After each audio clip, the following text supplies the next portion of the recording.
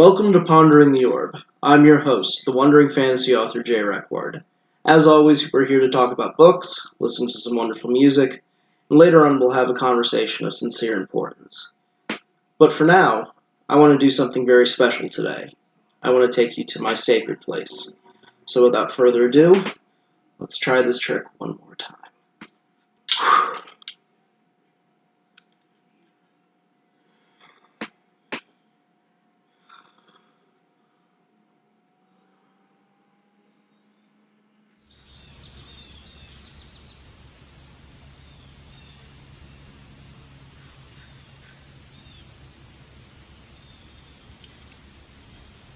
Welcome to the home of my soul. Our first book is a collection of poems by Jalal ad-Din Muhammad Rumi, a 13th century Islamic jurist and Sufi mystic whose poetry about God, the universe, and our lives centered around expressions of love, kindness, and tenderness. A mystic under the tutelage of the dervish Shamsi Tabrizi, Rumi believed universally that dance, poetry, and music could help us reach God and gain a greater understanding of the creation around us through the unity of being. The book I'm using here is a translation from Coleman with John Moyne, the former legendary American poet and one of the foremost interpreters of the Persian master. Today I would like to read from his poetry, and hope by the end we will find something to send us all dancing towards each other and oneness. Unfold your own myth. Who gets up early to discover the moment light begins? Who finds us here circling, bewildered, like atoms? Who comes to a spring thirsty and sees the moon reflected in it? Who, like Jacob blind with grief and age, smells the shirt of his lost son and can see again?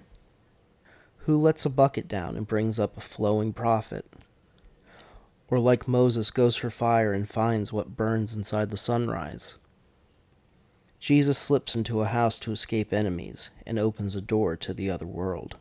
Solomon cuts open a fish and there's a gold ring. Omar storms in to kill the prophet and leaves with blessings. Chase a deer and end up everywhere.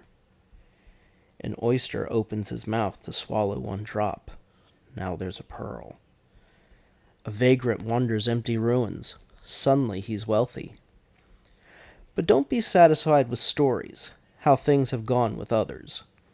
Unfold your own myth, without complicated explanation, so everyone will understand the passage. We have opened you. Start walking towards Shams. Your legs will get heavy and tired. Then comes a moment of feeling the wings you've grown. Lifting. Granite and wine glass. You are granite. I am an empty wine glass. You know what happens when we touch. You laugh like the sun coming up laughs at a star that disappears into it. Love opens my chest, and thought returns to its confines. Patience and rational considerations leave. Only passion stays, whimpering and feverish. Some men fall down in the road like dregs thrown out. Then, totally reckless, the next morning they gallop out with new purpose. Love is the reality, and poetry is the gem that calls us all to that. Don't keep complaining about loneliness. Let the fear language of that theme crack open and float away. Let the priest come down from his tower and not go back up. Fantasy is not just for young adults, teens, or new adults, or adults. It's also for the children. Author and illustrator Holly Hatam has crafted a wonderful book about dragons entitled Dragons Are Real, a romping review of one of fantasy's most beloved creatures. Taking us on a magical journey about the lives of dragons, I have to say, even as an adult, the world building in here is wonderful.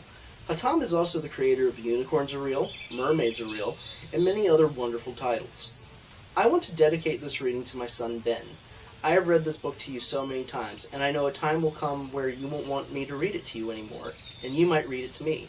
For all those times I got to read it to you, I will treasure them more than gold and forever. I love you. Dragons Are Real by Holly Hatam. Dragons are made of moonlight, charcoal, metal, courage, sparks, hot sauce, and adventure.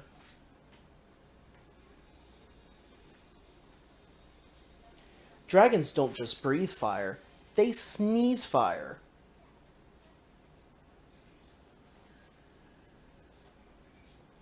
Dragons love to barbecue. They even grill their vegetables.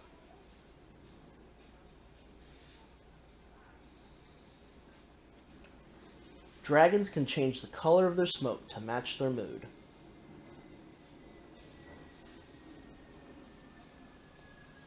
Dragon scales can become stained by soot and require constant polishing.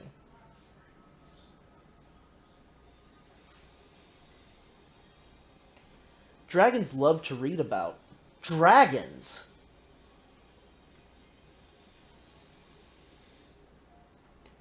Dragons have X-ray vision.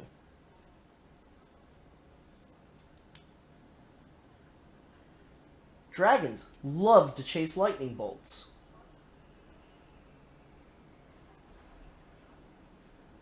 Even though dragons love fire and lightning, they're scared of fireworks. Dragon eggs look like sparkly gemstones.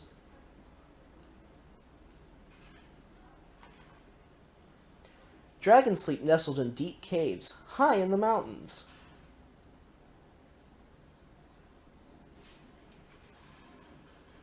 And even dragons need saving sometimes.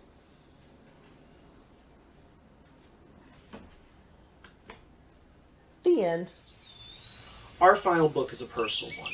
This copy of The Coming of Conan the Cimmerian, published by Del Rey in 2003, is the reason I started writing fantasy. One day there will be entire episodes devoted to Robert E. Howard and the others who founded Sword Sorcery, one of the many reasons this show is here. But for now, by Crom, we're simply going to meet Conan and celebrate this work with a reading from one of my favorite Conan Barbarian stories, Queen of the Black Coast. Queen of the Black Coast. Chapter 1. Conan joins the pirates. Believe green buds awaken in the spring. The autumn paints the leaves with somber fire. Believe I held my heart inviolate, to lavish on one man my hot desire. The Song of Belit. Hoofs drummed down the street that sloped to the wharfs. The folk that yelled and scattered only had a fleeting glimpse of a mailed figure on a black stallion, a wide scarlet cloak flowing out on the wind. Far up the street came the shout and clatter of pursuit, but the horseman did not look back. He swept out onto the wharfs and jorked the plunging stallion back on its haunches at the very lip of the pier. Seamen gaped up at him as they stood to the sweep and striped sail of a high-prowed, broad-waisted galley. The master, sturdy and black-bearded, stood in the bows, easing her away from the piles with a boat-hook. He yelled angrily as the horseman sprang from the saddle and with a long leap landed squarely on the mid-deck. "Who invited you aboard?" "Get under way," roared the intruder with a fierce gesture that splattered red drops from his broadsword. "But we're bound for the coast of Kush," expostulated the master. "Then I'm for Kush. Push off, I tell you." The other cast a quick glance up the street, along which a squad of horsemen were galloping. Far behind them toiled a group of archers, crossbows on their shoulders. "Can you pay for your passage?" demanded the master. "I'll pay my way with steel," roared the man in armor, brandishing the great sword that glittered bluely in the sun. "By Crom, man, if you don't get under way, I'll drench this galley with the blood of its crew." The shipmaster was a good judge of men. One glanced to the dark, scarred face of the swordsman, hardened with passion, and he shouted a quick order, thrusting strongly against the piles. The galley wallowed out into clear water. The oars began to clack rhythmically. Then a puff of wind filled the shimmering sail. The light ship heeled to the gust, then took her course like a swan, gathering headway as she skimmed along. On the wharfs the riders were shaking their swords and shouting threats and commands for the ship to put about, and yelling for the bowmen to hasten before the craft was out of arbalist range. "Let them rave," grinned the swordsman hardly. "Do you keep her on her course, master steersman." The master descended from the small deck between the bows, made his way between the rows of oarsmen, and mounted the mid-deck. The stranger stood there with his back to the mast, eyes narrowed alertly, sword ready. The shipman eyed him steadily, careful not to make any move toward the long knife in his belt. He saw a tall, powerfully built figure in a black scale-mail hauberk, burnished greaves, and a blue steel helmet from which jutted bull's horns highly polished. From the male shoulders fell the scarlet cloak, blowing in the sea wind. A broad, shagreen belt with a golden buckle held the scabbard of the broadsword he bore. Under the horned helmet, a square-cut black mane contrasted with smoldering blue eyes. "If we must travel together," said the master, "we might as well be at peace with each other. My name is Tito, licensed master shipman of the ports of Argos. I am bound for Kush to trade beads and silks and sugar and brass-hilted swords to the Black Kings for ivory, copper ore, slaves, and pearls." The swordsman glanced back at the rapidly receding docks, where the figure still gesticulated helplessly, evidently having trouble finding a boat swift enough to overhaul the fast-sailing galley. "I am Conan, a Cimmerian," he answered. "I came into Argos seeking employment, but with no wars forward, there was nothing for which I might turn my hand." This show's synthwave selection is entitled Facing Darkness by the French composer Tenebran. After listening to their 2022 album Dreamers on Astral Throb's YouTube channel, which featured banger after neon glistening banger, I knew I had to find this artist and introduce the sound to the show. So without further ado, this is Facing Darkness by Tenebran.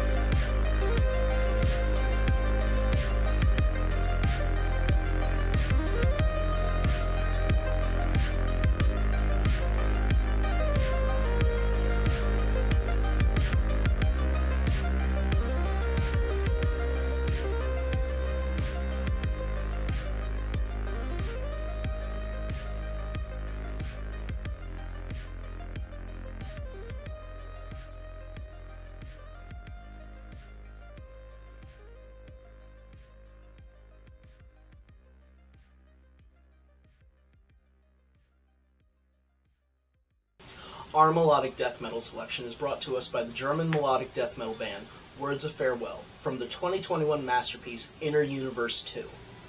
Founded in 2007, this six-piece brings together tight arrangements, a cohesion to their sound that is so fresh, and a lyrical depth that you have to pay attention to. Without further ado, this is Forgotten Hope by Words of Farewell.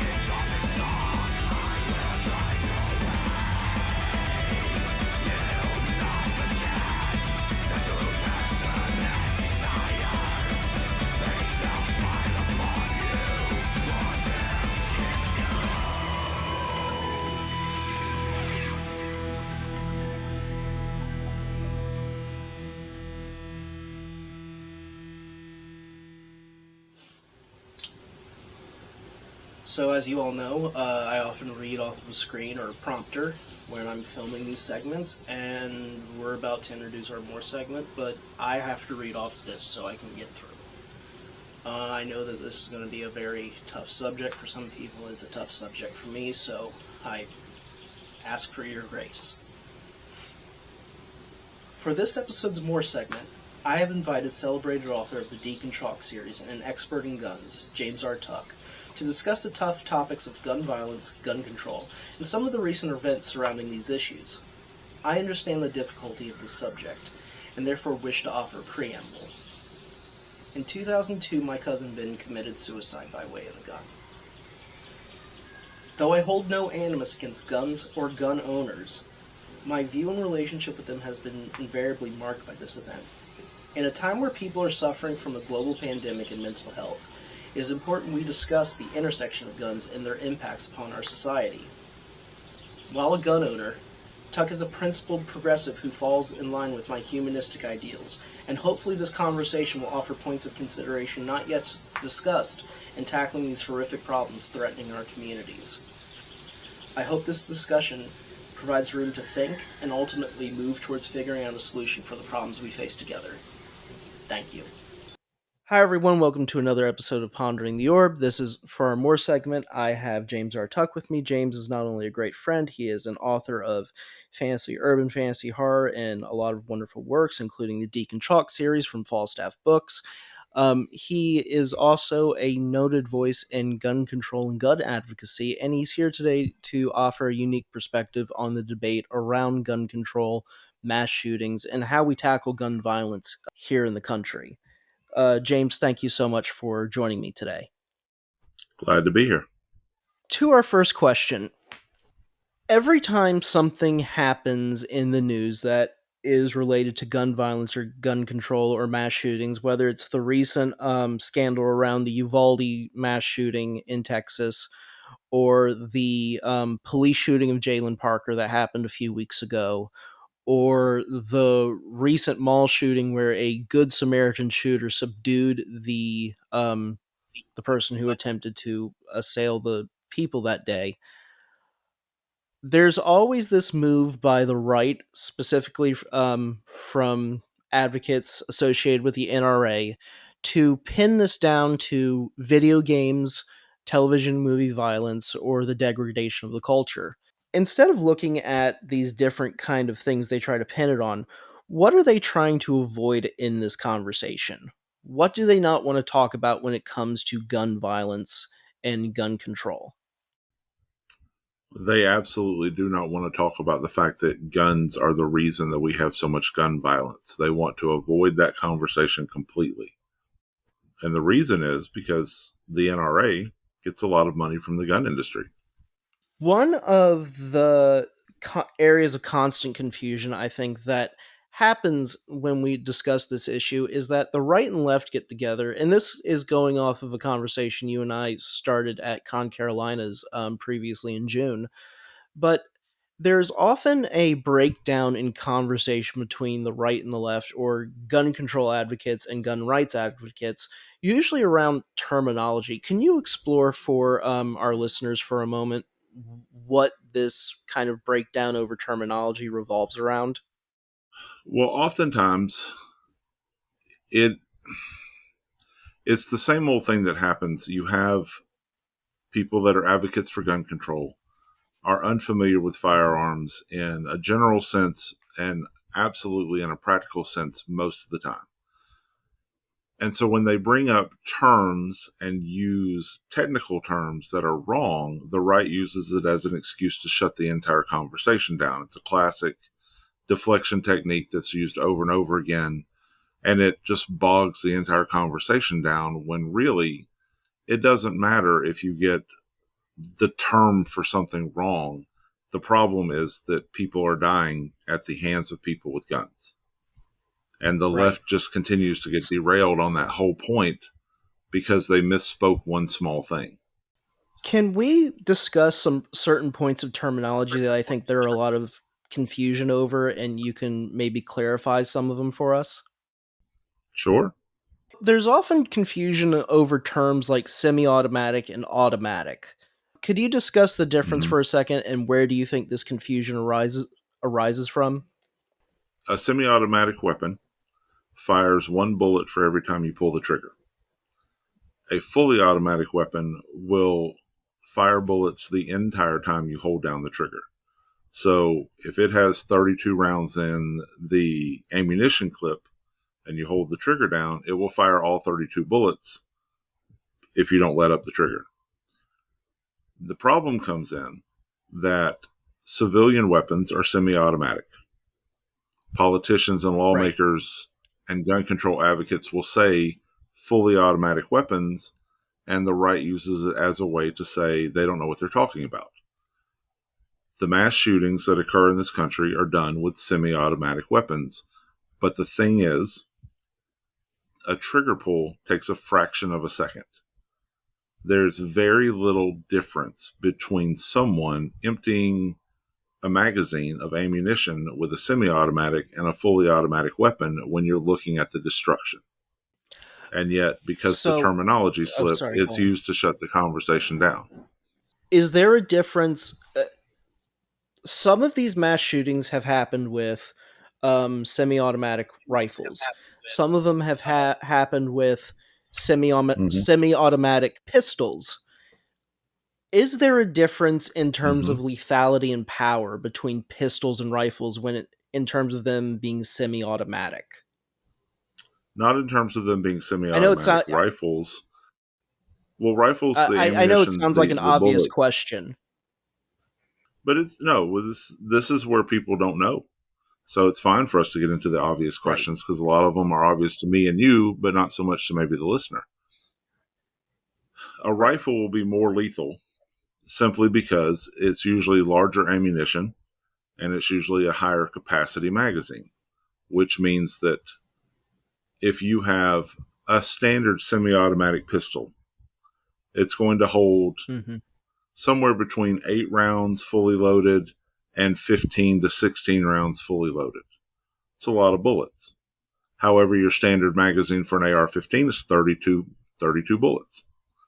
And you can get extended magazines and drum magazines that will hold up to 100 rounds at any given time. And they can all be changed within a matter of 2 or 3 seconds with very little practice. I was about to ask you about that. When it comes to these shooters, it often seems like they have little in the way, either at home or in their personal lives, much in the way of gun training or gun discipline. And is Mm-hmm. it is it is it really easy to pick up these weapons and just basically start killing people in mass? I know that's a very crude way to ask this, but are they designed literally to be picked up and used that simply? I mean, honestly, yes, they're very intuitive. They're tools that have been designed Right. and streamlined through 100 years of development to be quick and easy to use. Now, the purpose is not for people to do mass shootings, but that doesn't mean that it's still not a side effect. It takes almost no training to learn how to shoot a pistol or a rifle. It takes almost no training to learn how to change a magazine. It's not a difficult operation. It's something that can be done in seconds. So, yeah, it doesn't need a lot of training. The training with a firearm tends to come into safety factors and also into uh, being able to shoot with precision. But if you're mass shooting, you don't Right. always need precision. One thing that you brought up during our initial conversation before this interview at when we were at Con Carolinas was, we got around the conversation of how we could tackle this with actual legislation, and you talked about regulating the platforms of firearms. Can you explain to the listeners what you mean by platforms Mm-hmm. and what would go into actually regulating them? Because I think it's a really fascinating terminology that I have a little bit of education in guns and gun safety and gun use, Mm-hmm. but I didn't know the term platform, and I thought it Mm-hmm. was very interesting when you brought it up. Well, it's a term. The AR-15 platform is what most civilian semi-automatic assault style rifles are. I believe that the AR-15 should be banned and any firearm similar to it should be banned. But that's because we have seen time and time again the majority of these shootings happen with an AR-15 or something similar, Right. whether it be the AR, whether it be the AK, it doesn't matter. Again, the right will use the terminology to be like, well, what about blank? It doesn't matter. Any high-capacity semi-automatic rifle is designed for one thing. It's for armed conflict. It's not for hunting. It is not the same as a hunting rifle. It's not your daddy's 30-06. It's not what it is. When you say ban the platform, let's get into like the minutia of that for a second. Are you banning a design? Like, are you banning the action that would show up in a semi-automatic or automatic rifle, or is there something particular that would no longer be allowed to be available onto the consumer marketplace, essentially? Well, technically, the AR-15, if it were given a 5-round magazine, would be an acceptable hunting rifle within reason. There are better options, but you could make the argument that it's for hunting with a 5-round capacity magazine, a clip at that point. I think high capacity magazines should automatically be banned, but also I would consider a ban on the higher caliber bullets like the 5.56. Those are military rounds that are just really not necessary.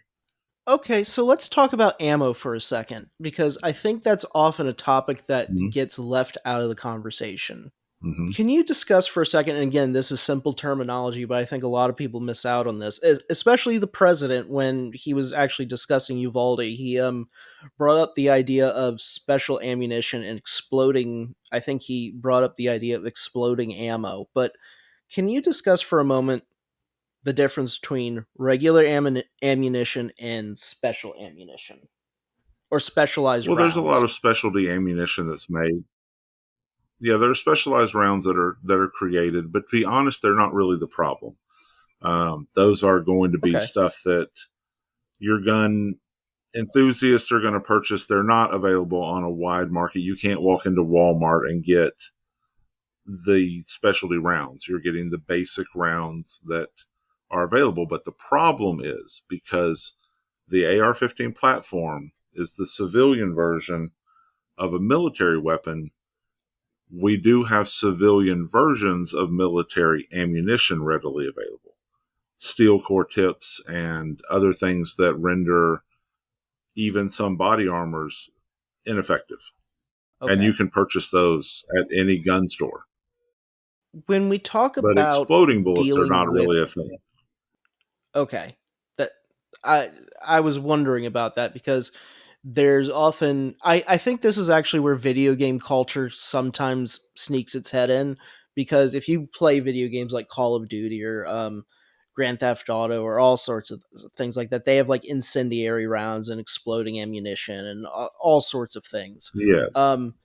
How much how much does pop culture actually skew this conversation?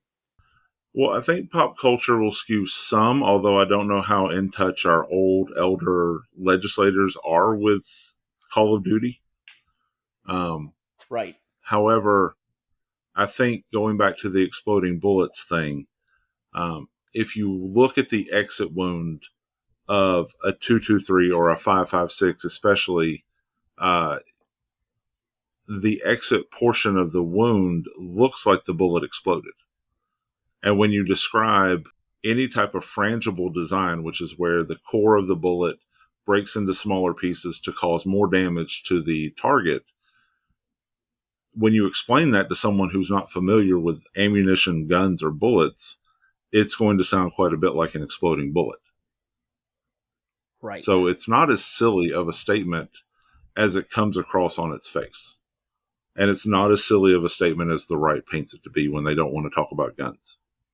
What is the best way for gun control advocates to get around this language barrier? Is it simply education? Because one thing I noticed on the left and on the liberal side, and I have to tell you, and I think I told you this, it drives me crazy.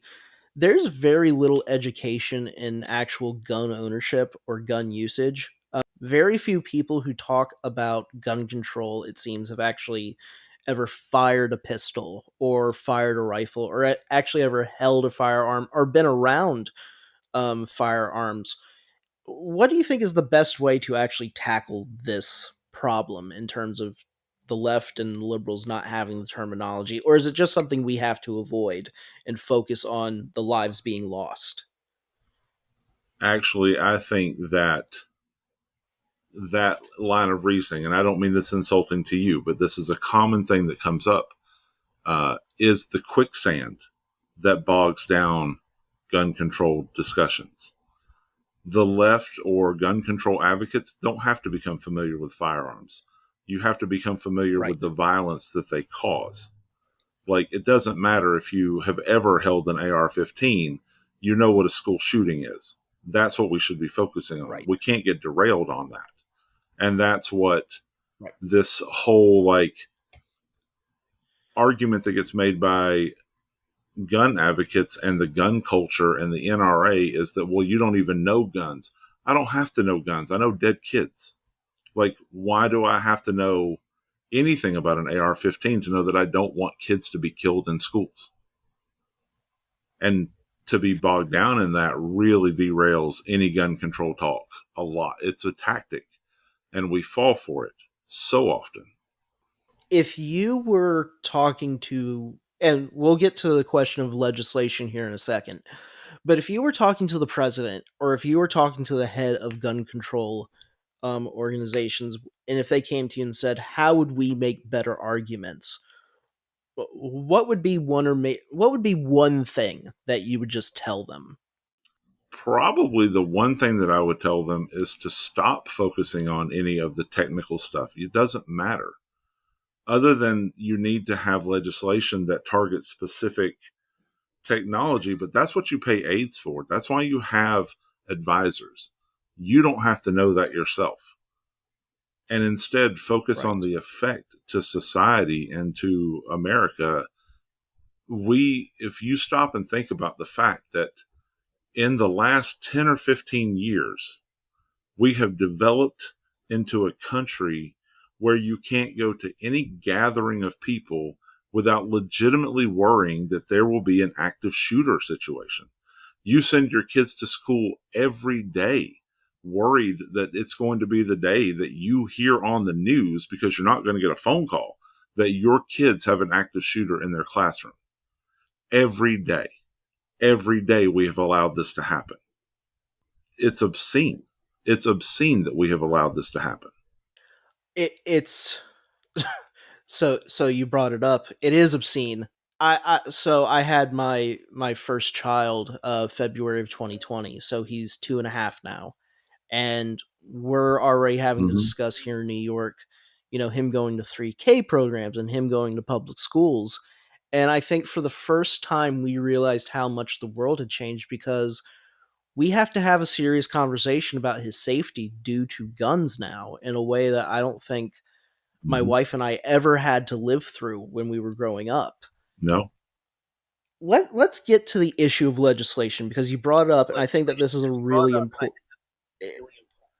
I think it's really important to kind of focus in on it, because when it comes to fixing this issue, it is going to come through in terms of policy. The solution will come through the laws that we Mm-hmm. pass.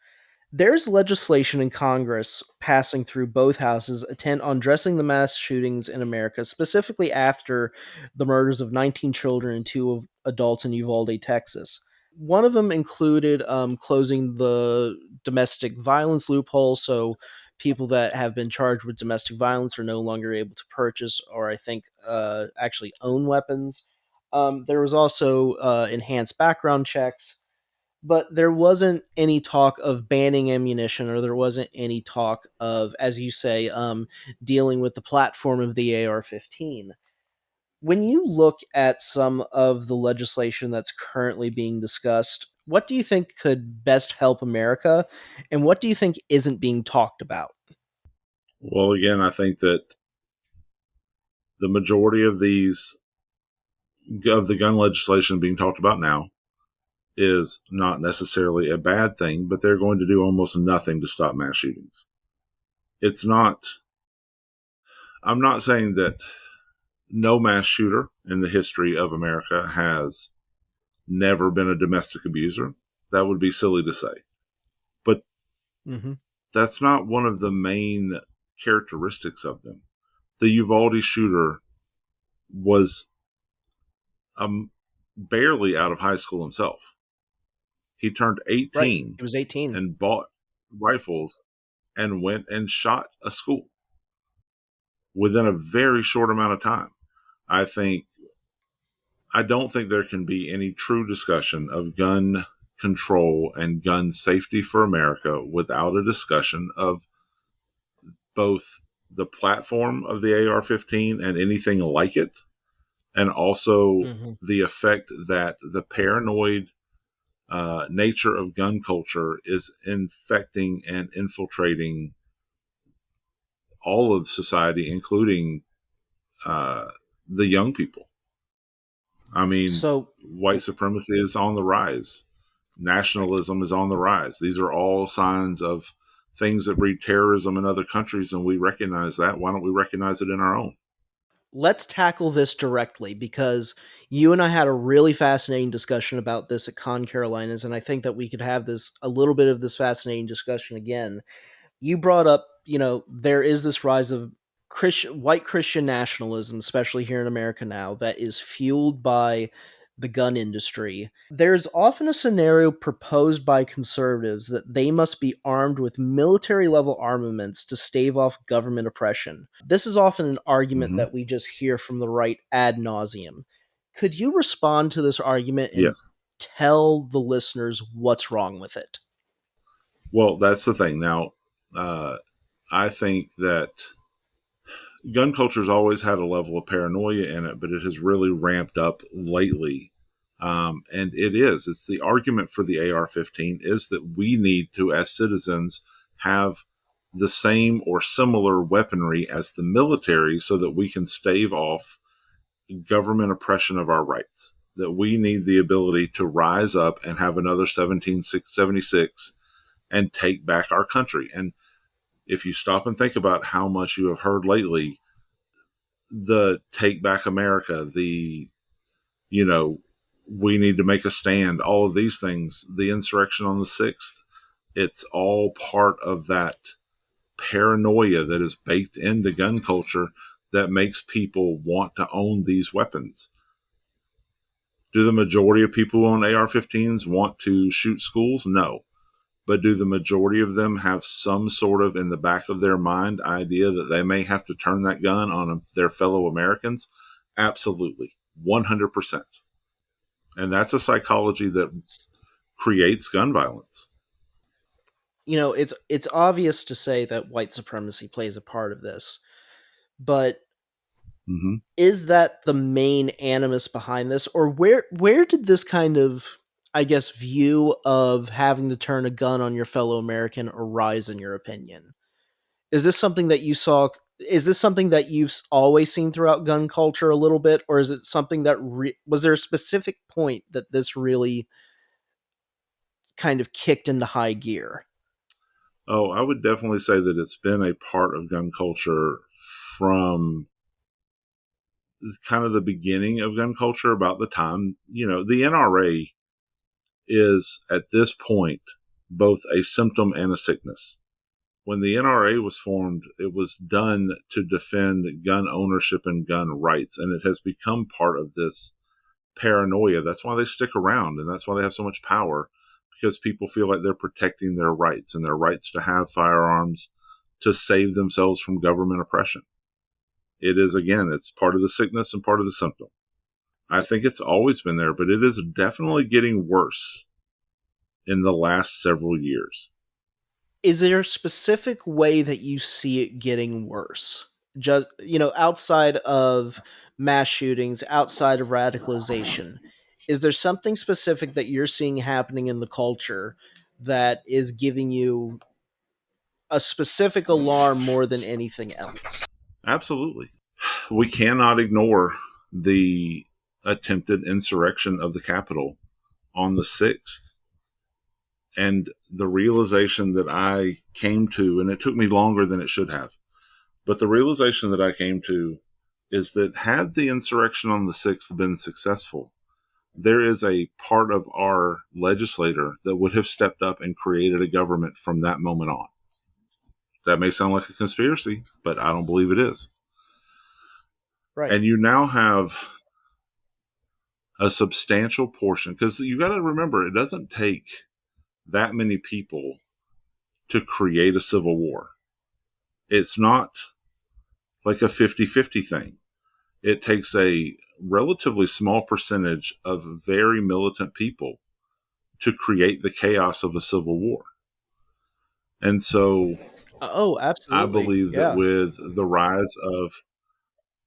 rise of Christian nationalism, with the rise of white supremacy, with the rise of even just and this is the thing, it's, you have the hardcore ones on the left that actively talk about and actively train their little militias to have some sort of military action against our government and our civilians. But you have a widespread thing going on where people go, well, that's a little much, but I can see where maybe they have a point. Maybe not that extreme, but maybe they have a point. There were hundreds of people who walked by the people putting up the gallows on the 6th and didn't do anything to stop them. We had a gallows Here's built on Capitol grounds with the intent to kill our elected officials. That should be terrifying to everyone. I think so I think the more we get into the January 6th commission and the more that comes out, I think that you're absolutely right. I don't think it's conspiracy to say that a new government or a new type of government would have been formed that day had it been successful. Um, I Yep. find the I find the interesting thing was they didn't bring their guns to bear that day. Why don't you think they did that? Like if there was a time to like pull out your weapons and use them, it seems like it would have been that day. Why do you think that we didn't see any gun violence directly that day? I mean, we did see the shooting of one person by police as they were being attacked. Honestly, I think that a couple of reasons. One is that there is a very strong, readily available military presence near the Capitol, as there should be, and they would have responded. Right. Secondly, logistically, the walk to the gathering to hear Trump speak and then the walk to the Capitol is a long way, and it's hard to hide an AR-15 in that manner. So I think it was just logistics that they were there to do an insurrection, but they weren't necessarily there to do an armed insurrection. And I think it was Right. literally just logistics. They wouldn't have been able to drive a truck full of AR-15s that close to the Capitol. If they could have, they would have. Right. One thing that we discussed was the scenario of, okay, let's say there is a coalition that forms on the right that decides to bring their semi-automatic weapons to bear against the government. Um, why is that a bad idea for people on the right to do that? Well, why is it a bad idea to overthrow the Yeah, government? because well, no, it seems to me that the government is already so militarized, and they already have people that, if let's say January 6th had been an armed insurrection, I have a really hard time imagining a scenario where any militia, whether they're in the Pacific Northwest or they're in the South, actually stands toe to toe and does well enough against highly trained military specialists or even military police.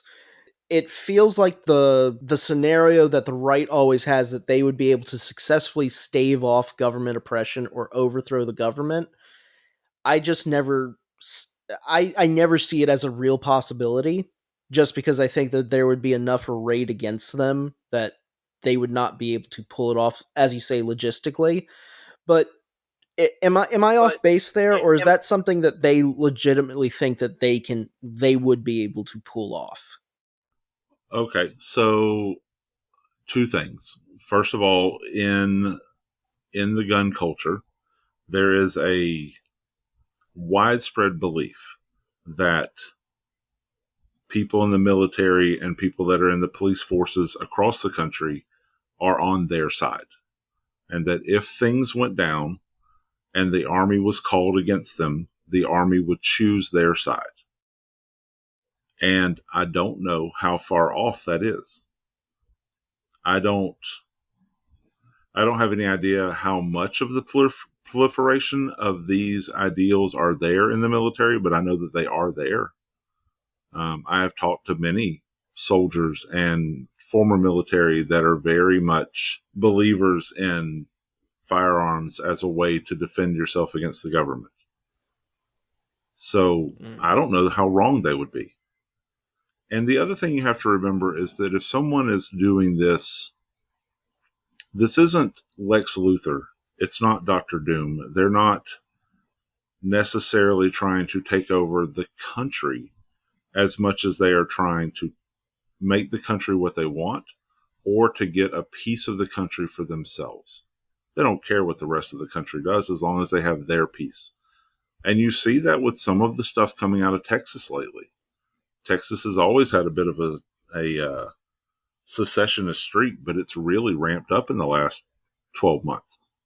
Getting off of kind of the military aspect and the militia aspect of gun culture, specifically, how do you see the police fitting into all of this? Because it seems like there's two issues when it comes to gun violence in America that we face pretty acutely. The first one, of course, is mass shootings in public places like schools, malls, just on the street. But the other one is police shooting unarmed black men, unarmed black women, or using excessive force against perpetrators or supposed suspects. So, how do police play into gun culture and the gun violence we're dealing with right now? I think they're a pretty big part. As you said, we do have a problem with the need for police reform. We see systematic problems that cause certain communities to be targeted with more gun violence from the police than others.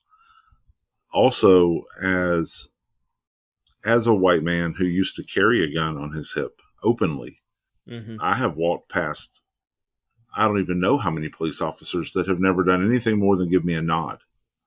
They don't question a certain segment of our community in a certain part that have firearms on their hips.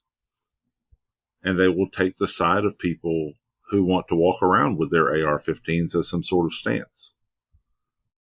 I think a lot of police officers are part of gun culture. I think they buy into it all.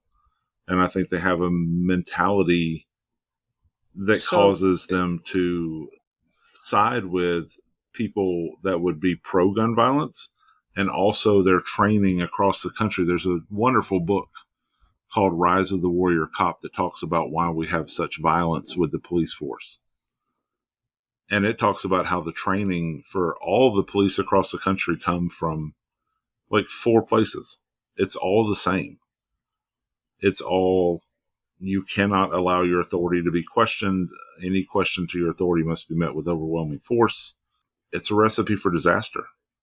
You brought up an interesting point that I had never considered and never really heard, but you have tattooed a lot of police officers. And one interesting note that you brought up is that a lot of police officers have expressed the opinion that it's not necessarily their job to serve and protect, it's their job to come home to their families at night. I don't know Yes. if you've seen the video out of Uvalde of the shooter entering the school and then the police basically standing by while bullets are fired and kids scream. It's made the news No, and I recently. have watched the video of the police. Yes, and I've watched the videos of the police running down the hall because shots were fired while they were in the building. Were they running away or running toward? I didn't see that one. Oh, running away. They were by the door, the Okay. shooter shot, and then they ran back down the hallway to safety.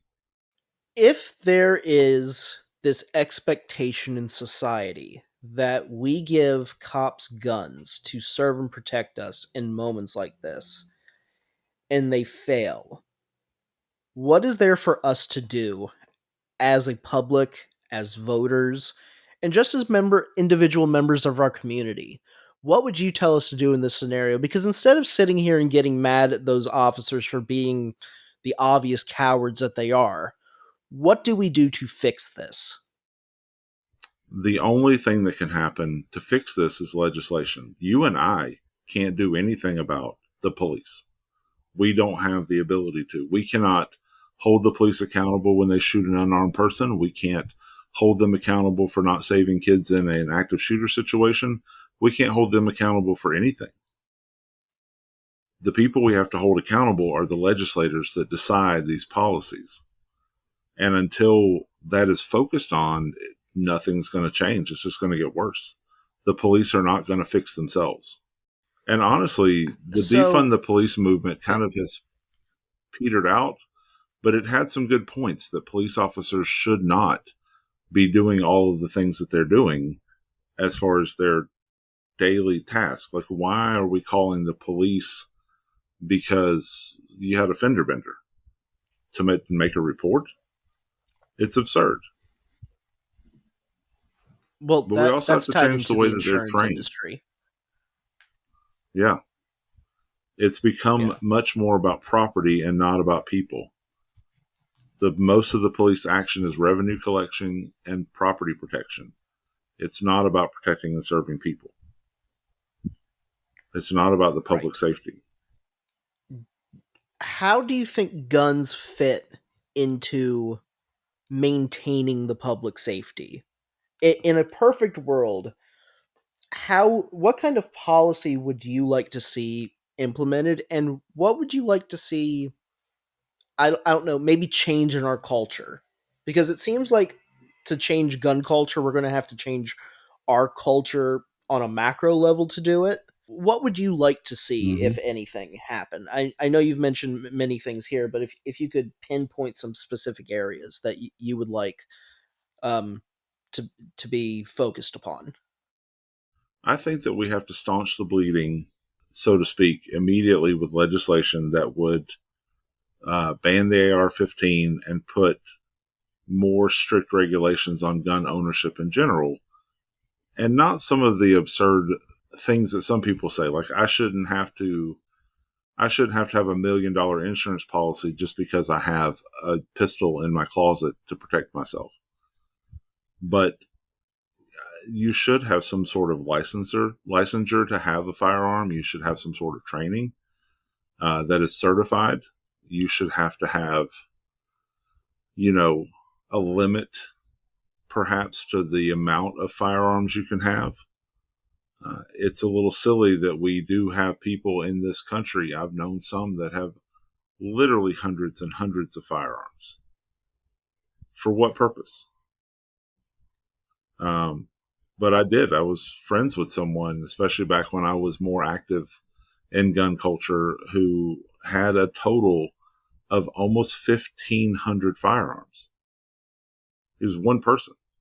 So I have to ask, what is that person doing with 1,500 firearms? Like, are they just a collector? Or, like, what is the end goal of all that?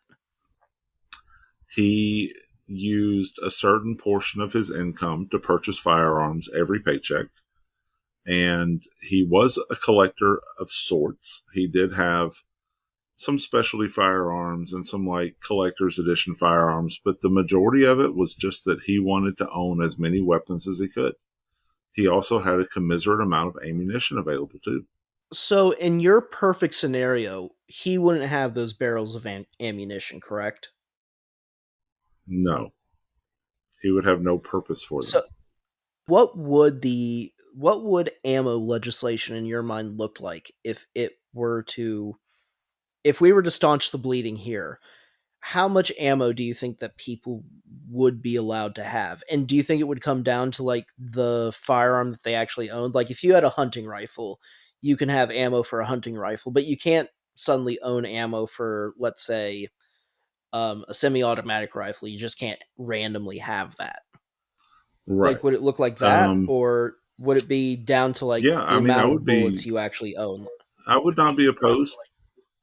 I would have both. I would not be opposed to the concept of this is your registered firearm, so you can purchase ammunition for it.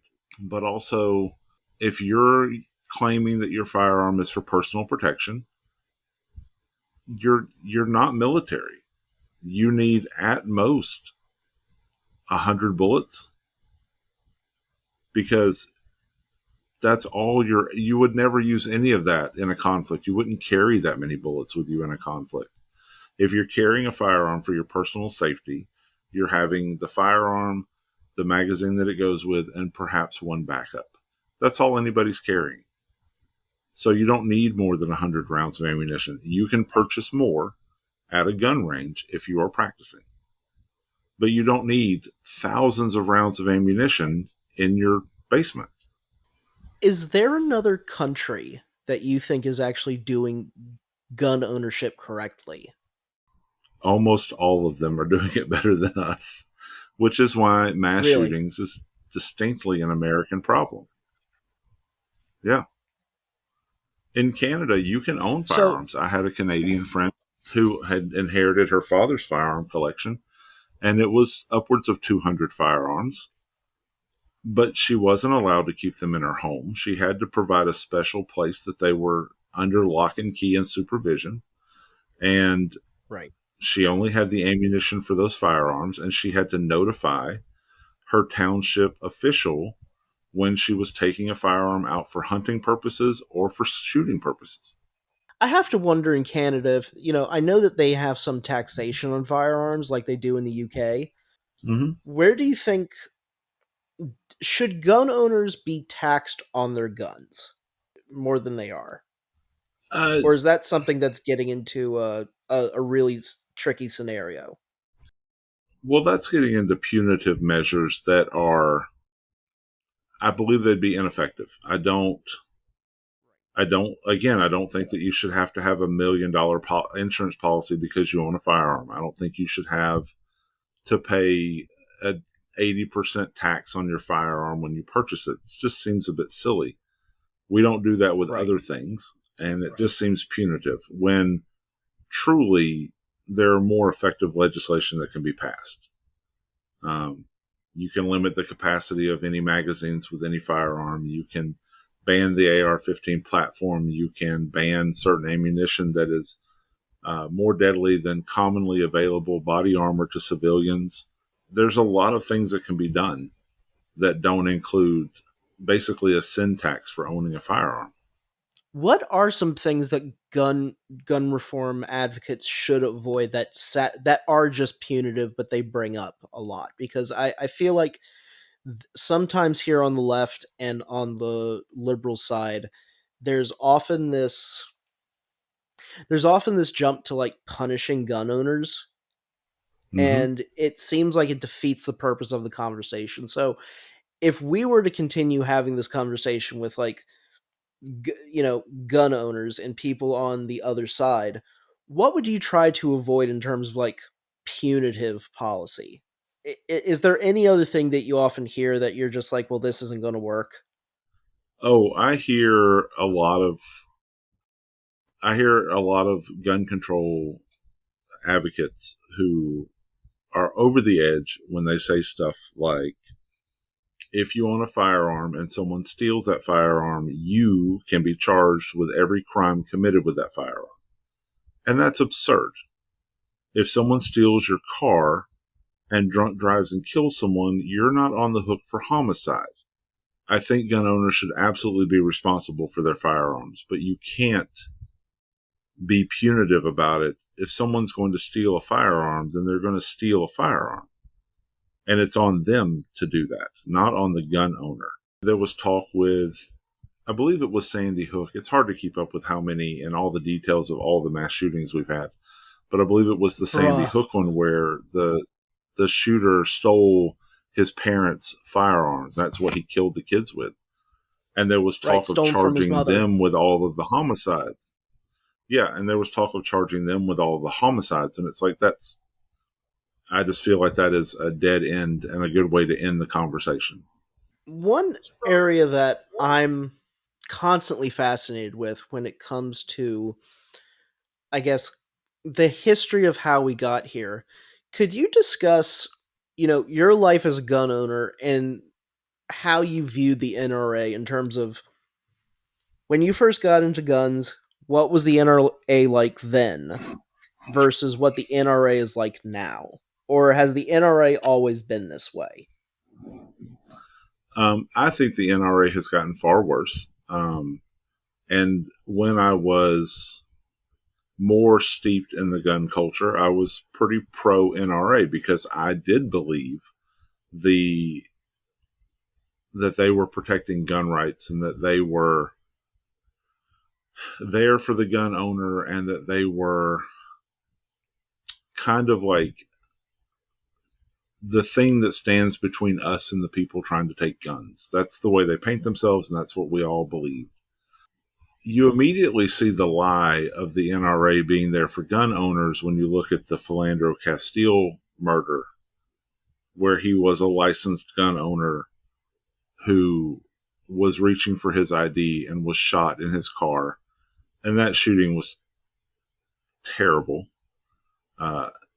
Officer fired not only into Philandro Castile, but also uh, with his girlfriend and baby in the car, which is Witnessing, yes. ridiculous.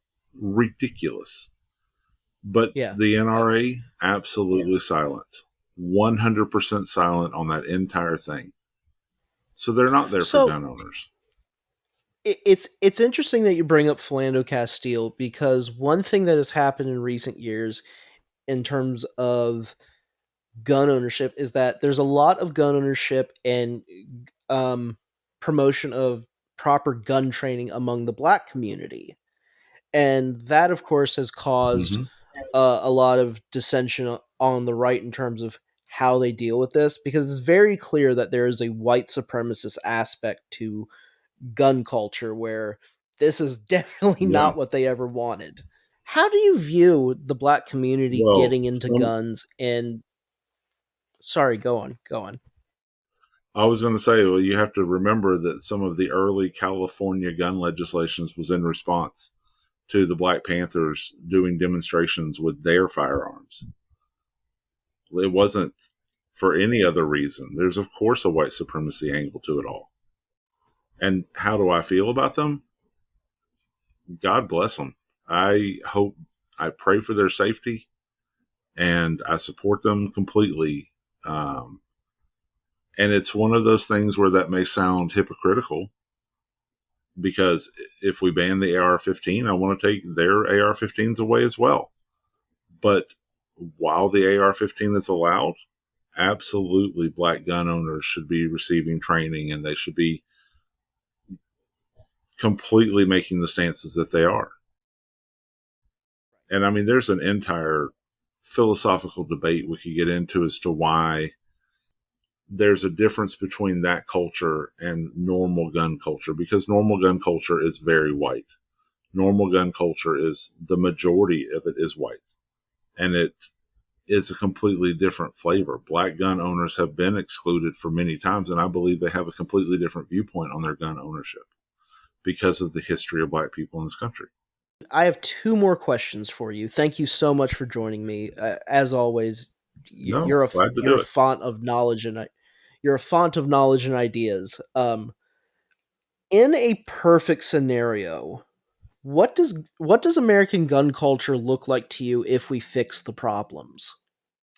Oh, I think American gun culture, if we fix the problems, looks an awful lot like it is sold to us as the way it was in the 50s after World War II, where it is dad taking son out to squirrel hunt with a 22 and, teaching your daughter how to keep herself safe with a little pistol. I mean, it's much more wholesome, and it's much more about people keeping themselves safe and doing things like hunting and sport shooting rather than the government is coming to take our rights away and we have to fight for our lives and people are going to die and there's going to be blood in the streets.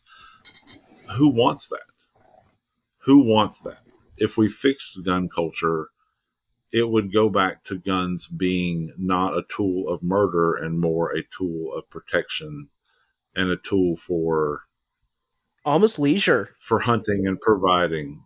Yeah. Yeah. And that's the other thing, So, that gun control and people on the left, people who are not familiar with guns, that's an aspect that they miss. It is fun to shoot guns. If you go to a gun range and you shoot firearms, the minute you're not afraid of them, it is fun. So there is an aspect of that you can't ignore and act like everyone who wants to own a firearm is wanting to shoot a school up. It's not that simple. right. So it becomes very complicated, but we can't let that derail us from the conversation. Very, very important point. My last question. Do you have hope in all this? Do you think that we can actually staunch the bleeding and fix this? Conceptually, I have hope. I do see. Yeah. I do see, especially, the problem is things get really bad. The Uvalde shooting coming on the heels of the shooting in, was it Boulder? No. Yes. The one before. Yeah. The two back to back made a lot of people realize some truths, I believe. But as distance passes, it becomes hard to hold on to those. I have seen in my lifetime a cultural shift on major things like smoking. If you had checked in with anybody in the early 80s and said, you know what, you're not going to be able to smoke really anywhere and everybody's going to be okay with that, you would have been laughed at because everybody smoked everywhere. And yet our culture has changed to where none of us feel infringed on with the fact that there's not a restaurant you can go into and not smoke a cigarette. Like, we don't feel infringed on that. And I'm hoping that enough people will continue to change their minds on guns and gun violence, and we will get to the point where it becomes culturally not a thing. Now, what happens to get there? I do fear that in totality.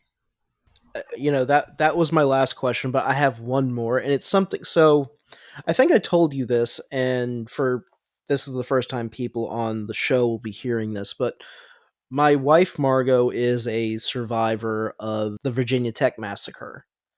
Long ago, back when it seemed like this was a very shocking thing.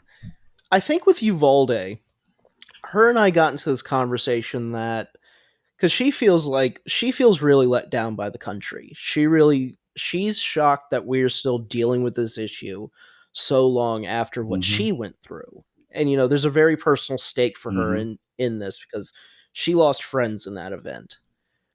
One thing that I'm a big reader of history, and one thing that really changed people's minds on the Vietnam War is that the news used to actually show flag draped coffins coming out of the transport planes, whether they were at Dulles or whether they were at whatever major airstrip. And that really changed people's opinions. I thought recently that the video of the police standing outside or avoiding the shooter in Uvalde was going to be one of those moments where we were going to have the country wake up and go like, holy shit, there are kids screaming. There are bullets flying in the background of this. And while we might not see it, we can hear children dying and we can hear gunfire. Yeah. But the news and many of the major newscasters removed the sound from the reporting when they showed the video. They would show the shooter walking around. They would show the cops, but they don't play the noise. Do we have to have Sorry, Yeah, go they on. don't play the 911 call. They don't play the 911 call where the little girl is begging them to come save her, and there is gunfire as the shooter is still shooting. She's in the school. They don't play that, and they should. Are we going to I don't have a want to be Vietnam exploitive. flag? But is Yeah, that what it's going to I don't take? want to Are we be, going to have a Vietnam flag drape moment? yeah, yes, we are. And the thing is, I don't want to Shit. be exploitive. I don't want to look at dead children. I don't want Yeah. to see blood Of smeared course. Of course. classrooms. But the fact of the matter is, we're going to have to see that. If we're truly going to make a change, we have to understand what we're actually dealing with. I don't know any of the kids who died in Uvalde. I don't. Conceptually, they're just dead children. And this is going to sound terrible. I know I sound terrible saying this, but I don't know them. They're not my kids. It's easy to forget kids that are not your own in a matter of weeks, days even. But you know what?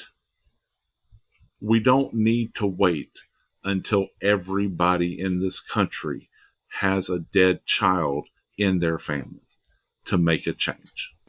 To end the show, I would like to read from Rumi one more time. This poem is called The Grasses. Thank you for joining me for Pondering the Orb. The same wind that uproots trees makes the grasses shine. The lordly wind loves the weakness and the lowness of grasses. Never brag about being strong. The axe doesn't worry about how thick the branches are. It cuts them to pieces. But not the leaves. It leaves the leaves alone. A flame doesn't consider the size of the woodpile. A butcher doesn't run from a flock of sheep. What is form in the presence of reality? Very feeble. Reality keeps the sky turned over like a cup above us, revolving. Who turns the sky wheel? The universal intelligence. And the motion of the body comes from the spirit like a water wheel that's held in a stream. The inhaling, exhaling is from spirit, now angry, now peaceful. Wind destroys, and wind protects. There is no reality but God, says the completely surrendered Sheikh, who is an ocean for all beings. The levels of creation are straws in that ocean. The movement of the straws comes from an agitation in the water. When the ocean wants the straws calm, it sends them close to the shore. When it wants them back in the deep surge, it does with them as the wind does with the grasses. This never ends.